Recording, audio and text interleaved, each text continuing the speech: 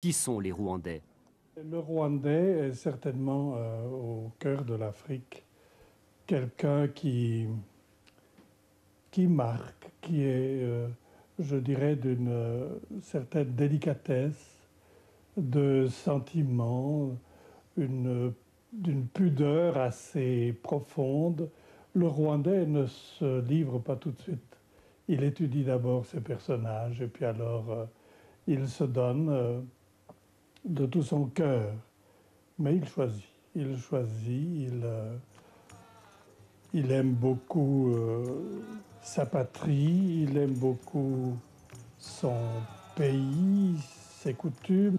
Il y a un proverbe qui dit que le bon Dieu passe la journée ailleurs, mais il rentre le soir au Rwanda. Vous voyez, ça vous montre l'amour profond du Rwandais pour sa patrie.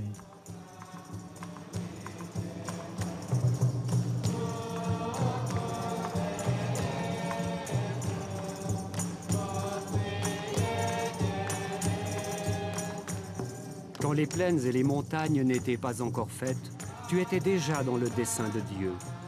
Avec ce chant dansé, un groupe charismatique de la paroisse de Gikondo répète la liturgie du dimanche.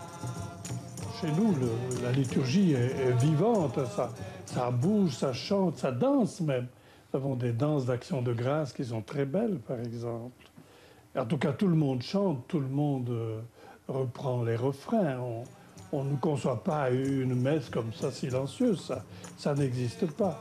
Une messe avec seulement une chorale non plus, ça n'existe pas. Je crois qu'à ce point de vue-là, nous sommes tout à fait dans la ligne de Vatican II qui demande que la liturgie soit vivante, soit participée.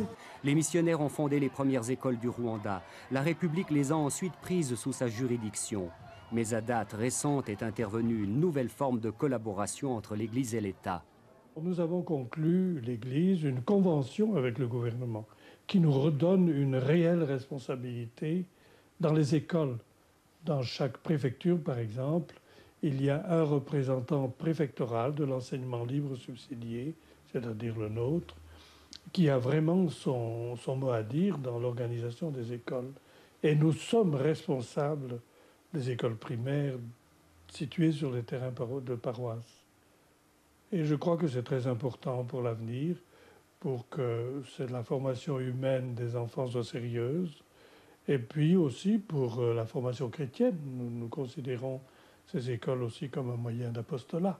Je crois qu'il faut donner la vraie dimension totale à la jeunesse et nous sommes assez bien situés pour l'assurer maintenant.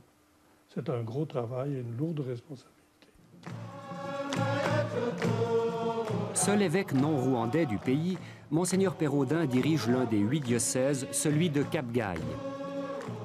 Peu après l'arrivée des missionnaires, Cap-Gaï devint en 1906 l'une des premières paroisses du pays, fondée par les Pères Blancs.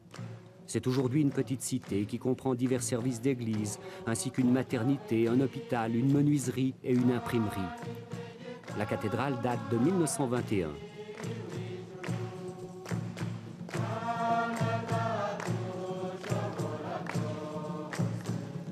Nous sommes à Kigali.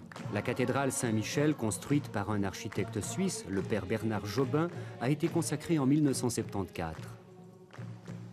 Yezuwe mucyayenge yaberetse ko asumba amategeko ya Musa yose yaragizwe n'ingingo 613 muri izo ngizo 613 La pratique religieuse n'est manifestement pas un problème, mais l'archevêque, Monseigneur Vincent, a encore d'autres préoccupations. D'abord, la formation du clergé. C'est le souci constant de chaque évêque, mais aussi la formation du laïcat. Et pour le clergé, nous avons bien sûr le séminaire, et Dieu merci, et le séminaire... Il y a un bon nombre de prêtres qui sortent de ce séminaire.